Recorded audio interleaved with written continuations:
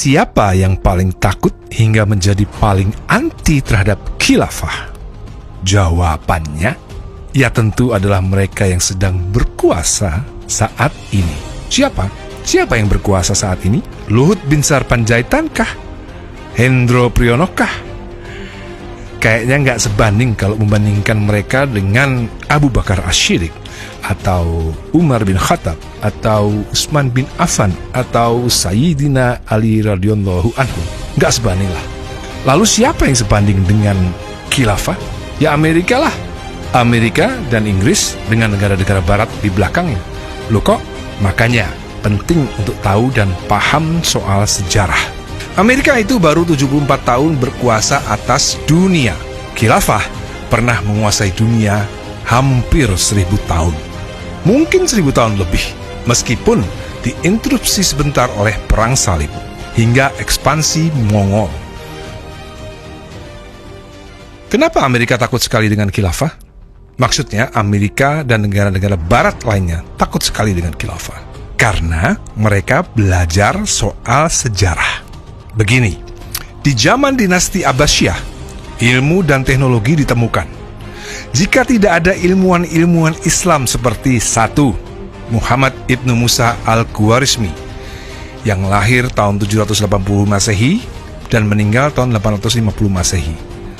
Beliau orang Iran, bukan orang Arab. Penulis buku Al-Jabar, buku dasar matematika. Yang kedua, ada Ibnu Sina yang lahir tahun 980 Masehi dan meninggal tahun 1037 Masehi. Orang Iran juga, adalah peletak dasar-dasar ilmu kimia, biologi, dan kedokteran. Ada juga yang sangat terkenal. Yang nomor 3 adalah Al-Ghazali yang lahir tahun 1058 meninggal 1111. Beliau adalah ahli filsafat modern. Jadi kalau belajar filsafat ke luar negeri pasti akan belajar soal Al-Ghazali. Jadi Al-Ghazali itu bukan tokoh Islam tapi tokoh dunia. Juga yang terakhir ini Jalaluddin Rumi, lahir 1207 meninggal 1273. Seorang sastrawan hebat, jauh sebelum orang-orang Eropa mengenal sastra. Karya Jalaluddin Rumi adalah karya-karya yang selalu dibaca oleh orang-orang Eropa dan Amerika sampai saat ini. Jadi, jika tidak ada muslim-muslim hebat di masa khilafah Islam, maka Eropa pun tidak akan ada yang namanya revolusi ilmu pengetahuan.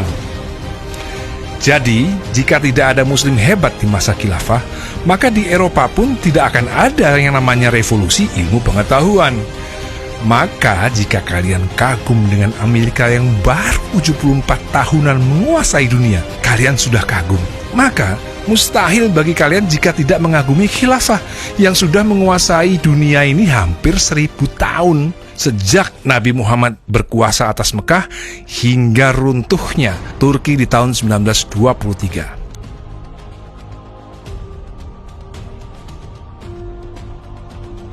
Kita akan kembali lagi di zaman awal pertama kali ada kerajaan modern di dunia.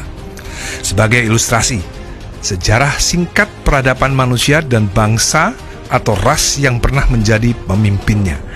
Jadi, kita kembali lagi belajar soal siapa yang menguasai dunia pertama kali di dunia modern. Nomor 1, yang pertama kali menguasai dunia adalah bangsa Israel. Israel adalah kerajaan modern pertama di dunia. Rasnya Yahudi, agamanya pun juga Yahudi. Raja yang paling terkenal dari kerajaan Israel adalah David, King David. Dalam Islam dikenal sebagai Nabi Daud alaihissalam. Dan putra mahkotanya juga Nabi Sulaiman alaihissalam. Di dunia barat terkenal dengan nama King Solomon. Mereka berdua menguasai dunia sekitar 1000 tahun sebelum Masehi. Dan itu kisahnya diceritakan baik di Perjanjian Lama maupun di Al-Quran. Cuman bedanya kalau di Al-Quran, Nabi Daud dan Nabi Sulaiman adalah seorang rasul. Sementara di Perjanjian Lama dikisahkan bahwa David and Solomon adalah raja, bukan seorang nabi. Tapi dua-duanya adalah penguasa dunia saat itu, 1000 tahun yang lalu.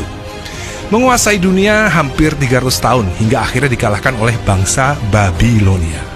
Lalu, bangsa yang menguasai dunia berikutnya adalah Babilonia tentunya. Babilonia ini sekarang disebut Irak. Rasnya Caucasian, yaitu kulit putih. Mirip-mirip sama bule, ya. Kadang-kadang kita suka susah memisahkan antara ras kulit putih Caucasian antara Irak dan bule. Sebenarnya Irak dan bule itu adalah sama, rasnya Caucasian, ras kulit putih. Raja yang terkenal, ya tentu saja adalah raja yang berhasil menumbangkan kerajaan Israel saat itu. Sekitar 700 tahun sebelum Masehi, rajanya bernama Nebukadnezar. Nebukadnezar ini disebut juga di dalam Perjanjian Lama. Jadi kalau ditanya dari mana artefak sejarahnya, kita akan menjawab dari Injil Perjanjian Lama. Hingga akhirnya Babilonia atau sekarang disebut Irak dikalahkan oleh bangsa Persia. Maka dari itu kita nggak terlalu heran jika dulu sering kita dengar tahun 80-an perang Irak-Iran, karena bangsa Persia ini sekarang disebut Iran. Jadi bangsa ketiga yang menguasai dunia saat itu adalah bangsa Persia atau Iran. Rasnya sama, kulit putih Caucasian. Raja yang terkenal yaitu Darius the Great atau Xerxes. Kalau teman-teman pernah nonton film 300, di situ ada Raja Persia, Xerxes. Persia atau Iran menguasai dunia itu kira-kira 150 tahunan. Hingga akhirnya mereka dikalahkan oleh seorang tokoh yang sangat terkenal, yaitu bernama Alexander the Great dari Macedonia. Macedonia itu bisa dibilang adalah kerajaan daripada nenek moyangnya orang-orang Amerika dan Eropa sekarang. Jadi Macedonia itu adalah Eropa. Macedonia adalah bangsa yang nomor 4 menguasai dunia. Setelah tadi Israel, Babilonia, Persia, dan akhirnya Macedonia berhasil menguasai dunia saat itu. Raja yang terkenal tentu saja Alexander the Great, berkuasa 200 tahunan dan diteruskan oleh Romawi. Jadi Romawi itu adalah kepanjangan tangan dari Macedonia dan juga Yunani. Bangsa nomor 5 yang menguasai dunia adalah Romawi. Rasnya kulit putih dan Yahudi. Raja yang terkenal Julius Caesar, Nero, Konstantin the Great. Romawi berkuasa atas dunia selama 500 tahun. Mungkin lebih, mungkin kurang. Karena ketika Jesus Christ lahir dan naik ke langit, disitulah yang berkuasa rezimnya adalah rezim Romawi. Rezim yang sangat membenci Jesus Christ, dan akhirnya tahun 300 Masehi, akhirnya rezim Romawi lah yang juga menyebarkan agama Kristen ke seluruh dunia. Setelah itu, setelah Romawi tumbang, muncullah kekuatan baru, yaitu yang disebut sekarang sering kita dengar adalah khilafah. Jadi khilafah itu adalah kekuatan keenam yang menguasai dunia. Yang pertama tadi adalah Israel, yang kedua adalah Babilonia, yang ketiga adalah Persia, yang keempat adalah Macedonia, yang kelima adalah Romawi, dan setelah itu khilafah adalah mereka yang berkuasa atas dunia setelah Romawi runtuh di tahun 456. Jadi, ketika Nabi Muhammad lahir tahun 571 Masehi, di dunia itu tidak ada penguasanya. Jadi, kalau menurut Al-Quran, ketika Nabi Muhammad lahir, Mekah adalah mother of all cities. Jadi, Mekah itu adalah ibu kotanya semua kota-kota dunia. Mekah adalah pusat peradaban dunia.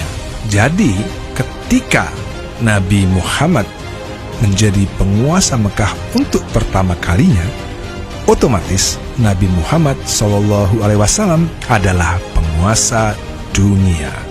Di dalam kekhilafahan Islam, ada beberapa ras yang ada di sana. Tidak hanya ras Arab, tapi juga ada Yahudi, juga ada Persia dan Babilonia. Banyak tokoh-tokoh Islam saat itu mereka berasal dari Persia maupun dari Babilonia.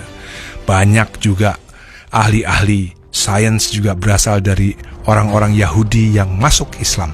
Khilafah menguasai dunia plus minus kira-kira 1000 tahun lebih semenjak Nabi Muhammad SAW hingga Khalifah Utsmani di Turki tahun 1923. Apapun, selama khilafah berkuasa, ada juga kekuatan lain di belahan dunia yang menjadi pusat peradaban, yaitu Kerajaan Mataram kuno di Jawa tahun 800 Masehi hingga 900 Masehi. Ada juga kekuatan militer kerajaan Inggris dan Prancis semasa Perang Salib. Ada juga kekuatan besar Mongol tahun 1300 Masehi yang akhirnya juga memusnahkan Khilafah Abbasiyah. Meskipun setelah itu, Khilafah Utsmani mengembalikan kejayaan khilafah setelah menaklukkan Konstantinopel tahun 1453 Masehi. Seiring dengan Khilafah Utsmani, bangkit juga kekuatan Eropa. Spanyol dan Portugis di periode awal 1400-an dan 1500-an. Ada juga di periode 1600-an yaitu Belanda. Ada juga Inggris di tahun 1700-an. Ada juga Jerman dengan Hitlernya di tahun 1930-an. Dan puncaknya, Amerika memenangkan Perang Dunia II di tahun 1945. Sejak 1945, barulah Amerika menguasai dunia. Tentunya rasnya ras kulit putih dan Yahudi. Secara formal, mereka sudah berkuasa selama 75 tahun. Wajar jika mereka ngeri-ngeri sedap kalau dengar kata-kata khilafah, karena di dalam otak mereka langsung kebayang wajahnya Sultan Salahuddin. Jadi yang menganggap khilafah adalah musuh bukanlah Pancasila. Kenapa? Karena kita, bangsa Indonesia, tidak pernah menguasai dunia. Tetapi dunia yang sekarang dipimpin oleh Amerika lah yang takut terhadap kebangkitan khilafah. Yang pasti, kebangkitan khilafah pasti akan terulang lagi. Namanya juga roda kekuasaan, pasti berputar. Jadi, kalau mau membandingkan antara khilafah dan Pancasila, khilafah itu Queen, Pancasila itu Dewa 19.